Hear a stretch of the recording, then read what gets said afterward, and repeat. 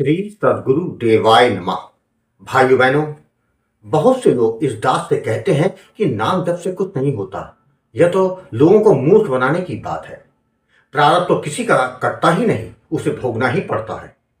दास इन वचनों को सुनकर विचलित नहीं हुआ, क्योंकि दास भी यह मानता है कि प्रारब्ध का भोग तो करना ही पड़ता है। जो कर्म पूर्व जन्मों में किए हैं उनका फल इस जन्म में आए बिना नहीं रहता। शास्त्र, संत और अनुभव तीनों इस सत्य की पुष्टि करते हैं, किंतु यहीं पर एक गुण रहस्य छिपा है जिसे समझ पाना हर किसी के वश की बात नहीं। यह सत्य है कि प्रारब्ध भोगा जाता है, पर कलयुग में केवल नाम जप के द्वारा उसी प्रारब्ध को नष्ट करने का सामर्थ्य भी है। यह कोरी कल्पना नहीं है, यह स्वयं कलयुग का दिया हुआ वचन है।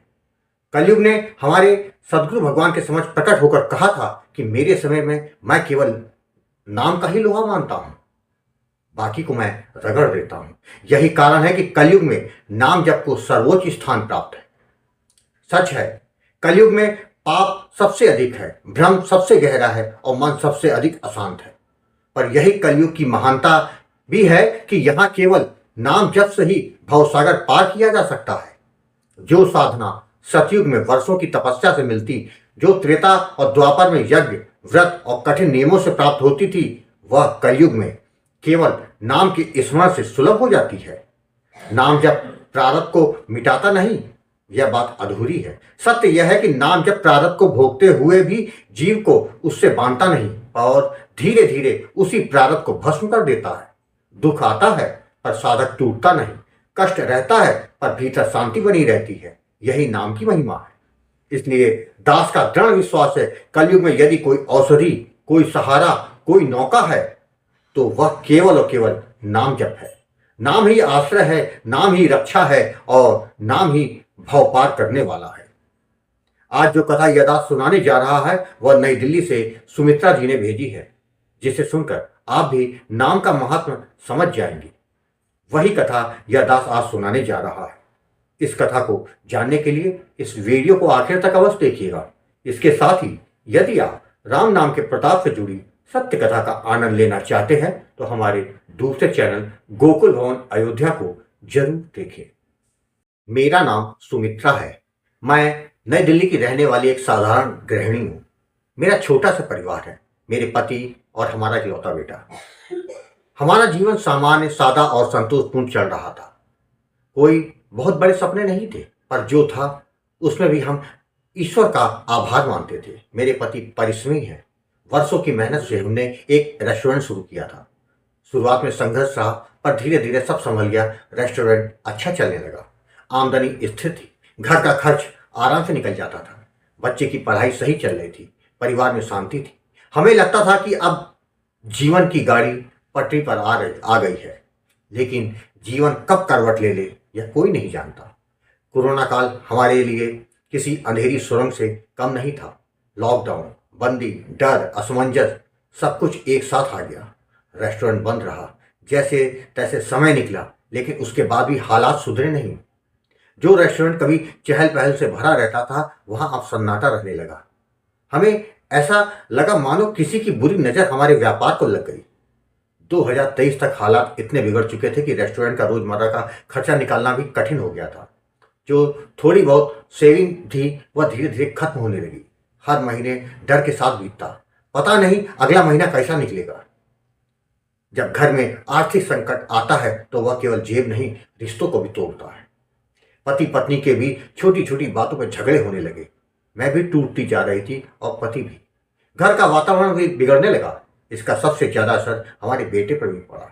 वह चिड़चिड़ा रहने लगा, छोटी छोटी बातों पर गुस्सा करने लगा। माँ होने के नाते यह सब देखना मेरे लिए असहनीय था। मेरे सास ससुर हमें समझाते, बेटा जब अच्छा समय नहीं रहा तो बुरा समय भी नहीं रहेगा, संयम रखो। पर जब जेब खाली हो, कर्ज बढ़ता जा रहा हो और भविष्य अंधकार में दिखे तो संयम भी जवाब देने लगता है। हालात यहां तक आ गए कि हम अपनी प्रॉपर्टी बेचने की नौबत हमको आ गई। कोई दूसरा काम हमें आता नहीं था। लोगों का कर्ज सिर पर चढ़ने लगा। हर दिन डर, चिंता और बेबसी के साथ कटता। धीरे धीरे हमारे मन में ऐसे विचार आने लगे जिन्हें आज याद करके भी रोंगटे खड़े हो जाते हैं। हम दोनों के मन में आत्महत्या जैसे विचार आने लगे। आज सोचती हूँ, अगर उस समय परमात्मा ने हमें सहारा न दिया होता तो शायद हम आज यह कथा सुनाने के लिए जीवित ना होते। सितंबर 2024 की बात है। मेरे पति एक मित्र अपनी पत्नी के साथ हमारे घर मिलने आए। बातों बातों में हमारे दुख बाहर आ गए। उनकी पत्नी ने ध्यान से सुना, सब सुना और फिर बड़े प्रेम से कहा, आप एक बार गुरुजी से बात कर लीजिए। 1 साल पहले हमारे जीवन में भी बड़ी कठिनाइयां थी।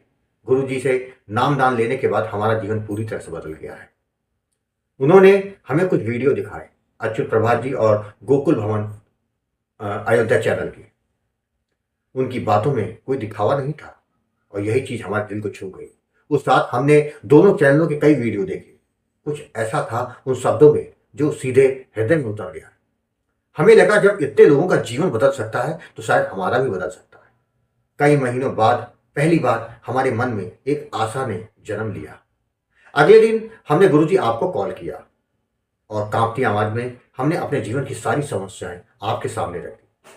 गुरुजी, आपने बड़े शांत स्वर में कहा, जीवन में सुख दुख हमारे पूर्व के पाप और पुण्य कर्मों का फल है, पर भगवान का पावन नाम हमें सभी प्रकार के कष्टों से बचा लेता है। ये शब्द हमारे लिए किसी औषधि से कम नहीं थे। मन को एक अजीब सी शांति मिली। आपने हमें राधा नाम का दान दिया, क्योंकि हम पहले से ही राधा कृष्ण की पूजा करते आ रहे थे। जबकि विधि, सावधानियां और भाव सब कुछ आपने सरलता से समझाया। फोन रखने के बाद हमें ऐसा लगा मानो मन से कोई भारी बोझ उतर गया हो। हम दोनों ने उसी दिन से आपके बताए अनुसार नाम जप शुरू कर दिया। जीवन की परेशानियां तुरंत खत्म नहीं हुई, पर अब उन्हें सहने की शक्ति मिलने लगी। मन में यह विश्वास बैठ गया कि हमारे दिन जरूर बदलेंगे। धीरे धीरे जब निरंतर होने लगा, अब नाम केवल शब्द नहीं रहा, वह हमारी सांसों में बसने लगा। लगभग 3-4 महीनों के बाद नाम जप करते हुए मुझे स्वप्न में दर्शन होने लगे। उन स्वप्नों में ऐसा आनंद मिलता जिसे शब्दों में बांधना कठिन है। जब मैंने यह बात गुरुजी आपको बताई तो आपने कहा, इन सब में मत उलझो, केवल भाव और विश्वास के साथ नाम जप करो, बाकी सब नाम महाराज देख लेंगे। यह सीख मेरे लिए बहुत बड़ी थी। मैंने स्वप्नों को छोड़ नाम को पकड़ लिया। लगभग 8 महीने बाद रेस्टोरेंट में फिर से लोग आने लगे। शुरुआत में कम थे, पर इतना होने लगा कि रेस्टोरेंट का खर्चा निकलने लगा। यह हमारे लिए बहुत बड़ी उपलब्धि थी। विश्वास और गहरा हो गया। निरंतर नाम जप से मन पहले से कहीं ज्यादा शांत रहने लगा। भजन में आनंद आने लगा। नवंबर 2025 के बाद हमारा व्यापार लगभग पहले की तरह चलने लगा। जो रेस्टोरेंट कभी बंद होने के कगार पर था, वहां फिर से रौनक लौट आई। घर में शांति आ गई। पति पत्नी के रिश्ते में मधुरता लौट आई।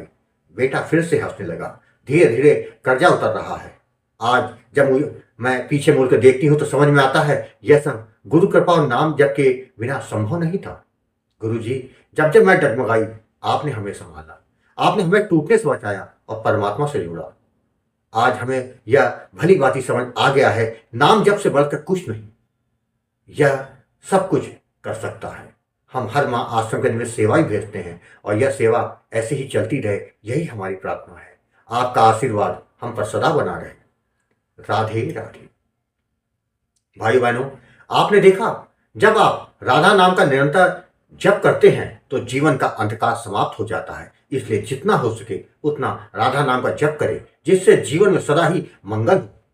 अपनी सारी चिंताएं राधा रानी के चरणों में छोड़ने भर की देरी है, जिसके बाद उनकी कृपा को देखिए। आपको कथा अच्छी लगी हो तो कमेंट में राधे राधे लिखना मत भूलिएगा, जिससे दास का मनोबल लगातार बढ़ता रहे और अच्छे प्रेरणादायक वीडियो आपको प्रस्तुत करता रहूं। आपसे निवेदन है, यदि आपके पास भी राधा नाम की महिमा, बांके बिहारी जी की कृपा और वृंदावन से जुड़ी सत्य कथा हो तो उसको मेरे व्हाट्सएप या ईमेल पर भेज सकते हैं, जिस पर वीडियो बनाकर अपने चैनल में अवश्य दिखाऊंगा। ईमेल का पता, व्हाट्सएप नंबर वीडियो के डिस्क्रिप्शन में दिए हुए। राधे राधे।